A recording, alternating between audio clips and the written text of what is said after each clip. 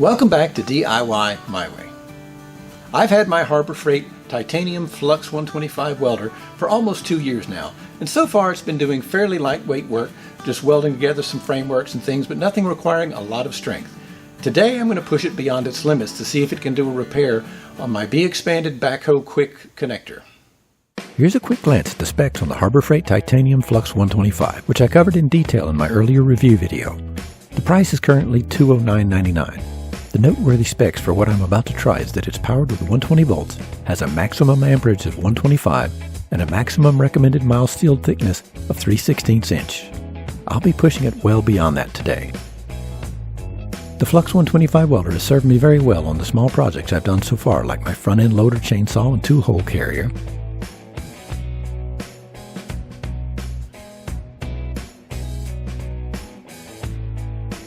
and fire extinguisher holder.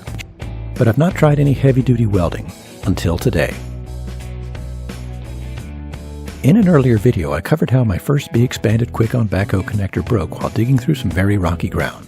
To their credit, BXpanded replaced it at no charge, but less than a year later, the replacement broke in the same way while moving some logs. It became clear to me that there was a design flaw that created a weak point in the connector. I removed it from the backhoe and set it aside, thinking I might try to repair and strengthen it with the Flux125. And so here we are in this video to see if the welder can handle a big job. Welding 3/8 inch steel, which is twice as thick as it's rated for. Now, I'm not recommending at all that you weld anything beyond your welder's ratings, but I can't resist trying, and I may regret it later. The plan is to weld the broken piece back on from both sides, then lap weld the 3/8 inch support plates to the sides of the quick connector.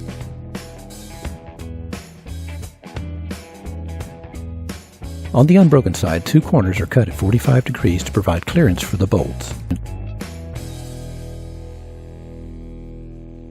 The first step is to grind beveled edges onto the broken piece to make a channel for the weld pool and maximize penetration, being careful not to remove too much material so that I can still align the pieces correctly.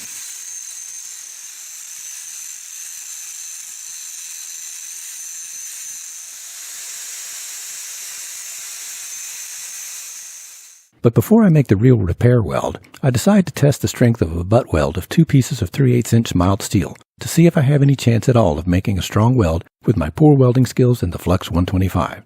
I have already beveled both sides of the joint, and I have the welder maxed out on voltage and wire speed, and I'm using a roll of INE size .03 E71 TGS wire.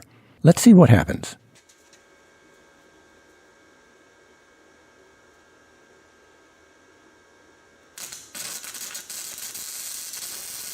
I go slow watching the weld pool, making sure it melts into the sides of the joint.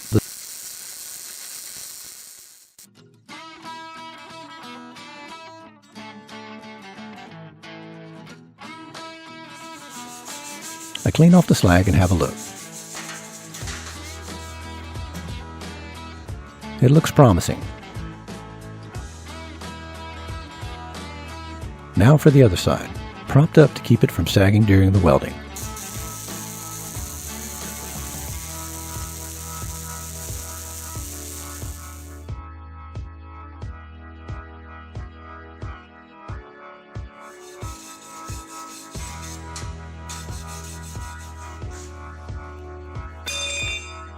A simple sledgehammer test to see if the weld is any good at all.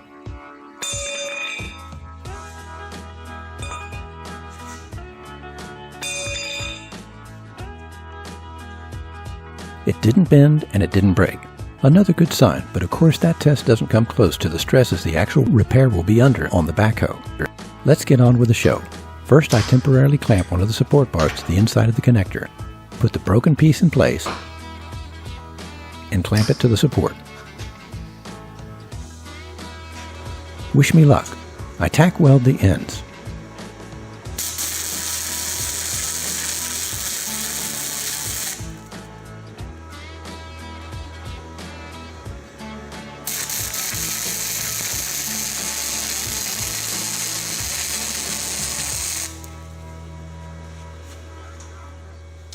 Clean off the slag. Then start the bead. I confess my original plan was to take it to my friend and neighbor Bob, who built my shop and is an experienced welder. But what would be the fun in that? Again, I go slow with the welder settings maxed out. It spatters more at maximum output, that's for sure.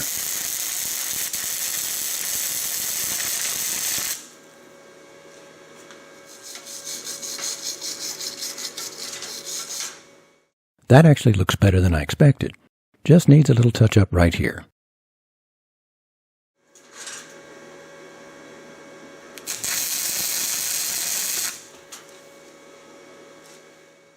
Now I need to grind it flush so the support plate can be welded on.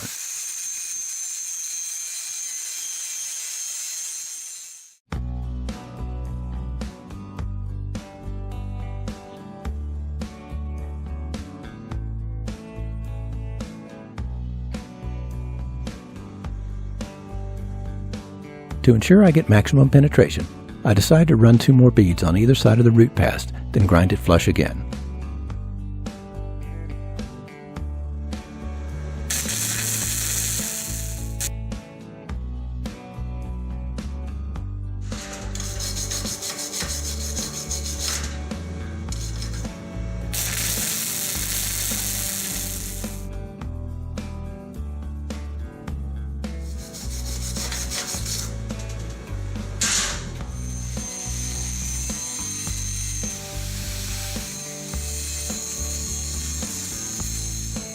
Next, I clamp the connector to the bench to weld the inside. You can't see it, but I have one of the support plates underneath to maintain alignment.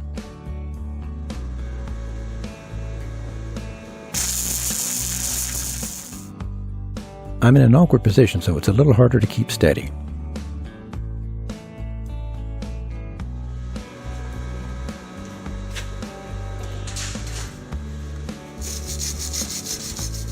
Once again, I add beads to either side of the root pass.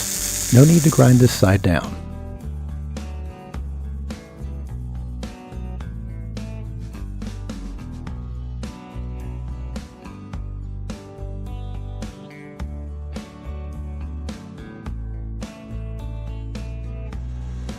Then a touch-up on the end.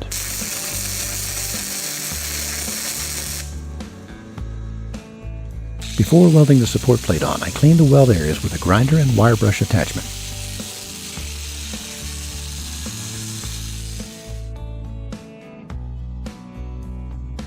I clamp the support plate on it. Since it's 3/8 inch thick, I position it 3/8 inch from the edge of the connector so I can start with a root pass and fill in the whole space with additional passes later. First, the root pass.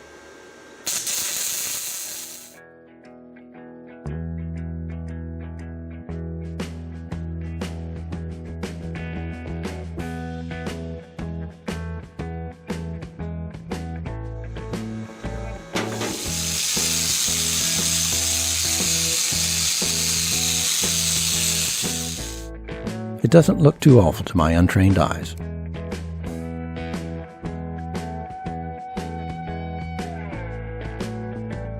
Before I do the other passes, I flip it to do the root pass on the bottom side, followed by extra passes.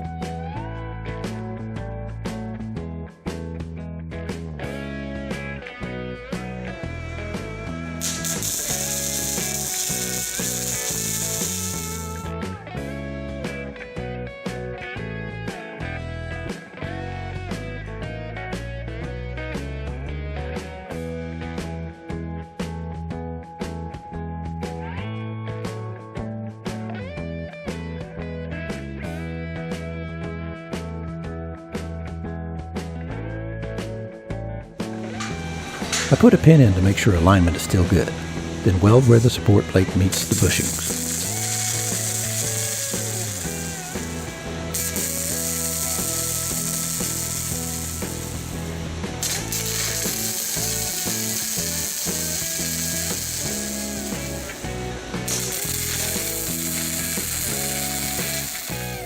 Now for those extra passes on the top edge.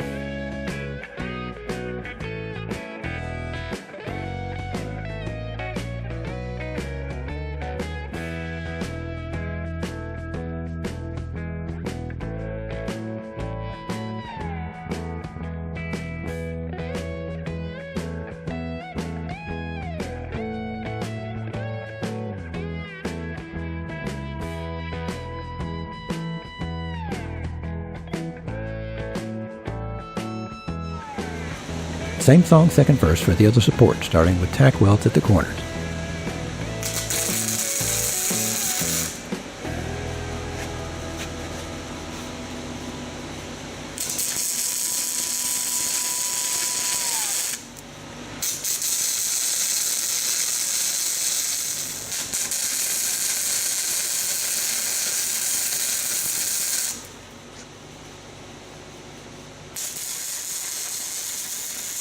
Anywho, you get the idea.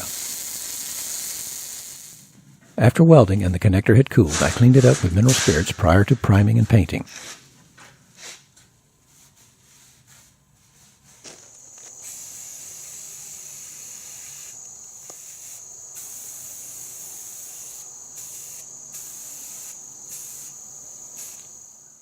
Here's the finished product. I didn't have any Kubota orange on hand, so I went with dark gray. The welds are ugly, but if they hold up over time, I can live with it.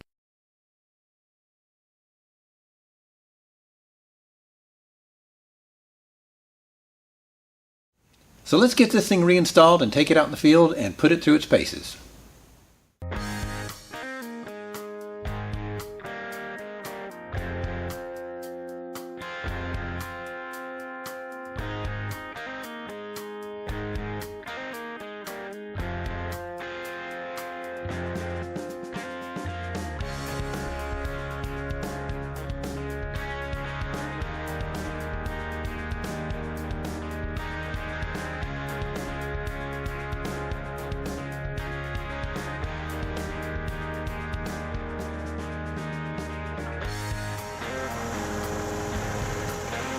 Time for testing.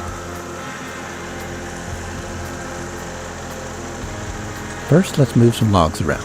I set my thumb in position.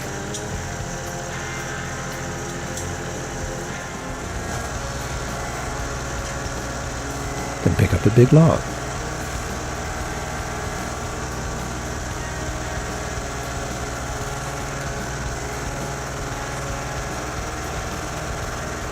Well, it didn't fail right away, so that's encouraging, and that's with full curl pressure against the thumb.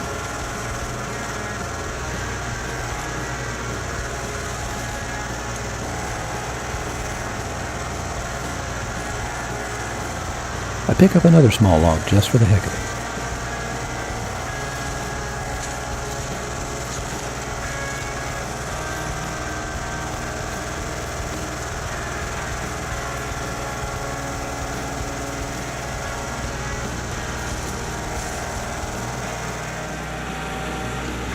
Next, I see how it holds up moving big rocks.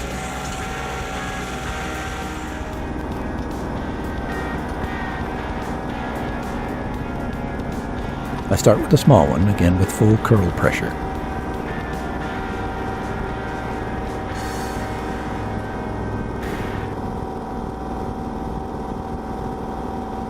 Onto a bigger rock.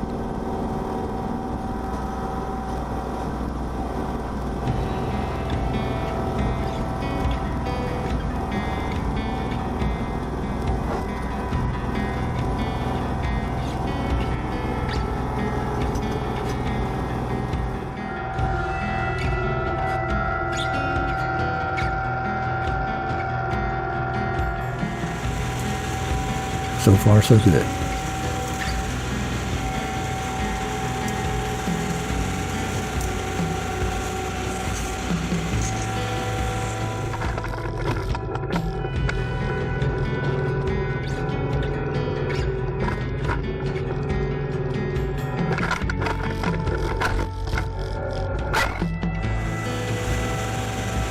Backhoes are so much fun to operate. It passed the rock test.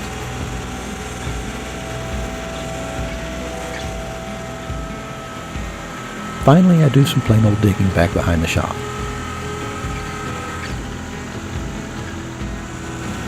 This is some pretty hard clay, and I don't know if there's any rock underneath, but I'm going to find out.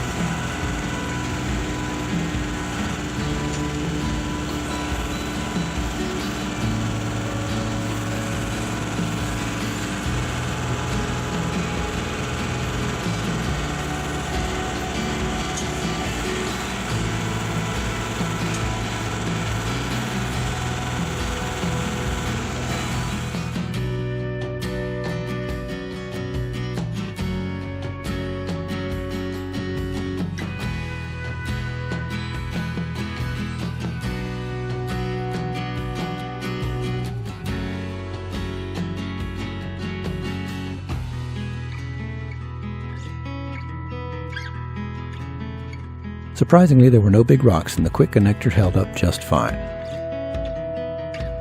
Here's a look at it after the testing.